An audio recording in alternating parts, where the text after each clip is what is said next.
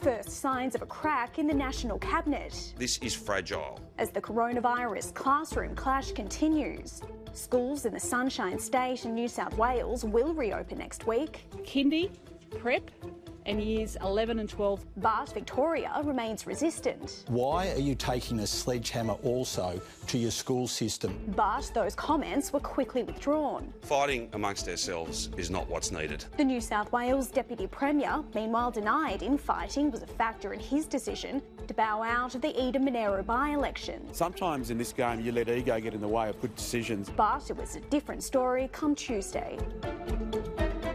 John Barilaro blasting the Deputy Prime Minister for his by-election bow-out in a series of explosive leaked texts, messaging Michael McCormack, "To feel threatened by me clearly shows you have failed your team and failed as a leader. The Nats had a chance to create history." Instead, it was the Liberals' Andrew Constance hoping to make history as the first government candidate to win a seat off the opposition at a by-election in 100 years. I am going to be seeking pre-selection.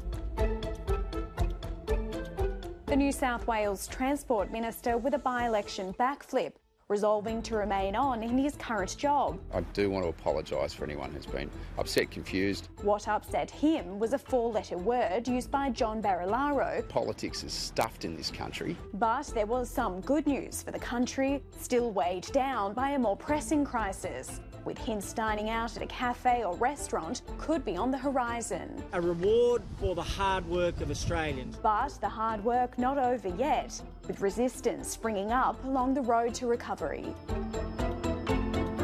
Families front of mind for the Prime Minister, hoping to allow gatherings of up to 10 people in time for Mother's Day. And I know it'd be really hard to be separated. But if the Prime Minister was hoping to see unity from the states, We will be allowing up to 5 members. 2 adults and children at any one time. I've got no announcements to make about restrictions, any restrictions. I will not be visiting my mum. But the Prime Minister did have a few major announcements of his own on the way. This is the plan for a COVID-safe Australia.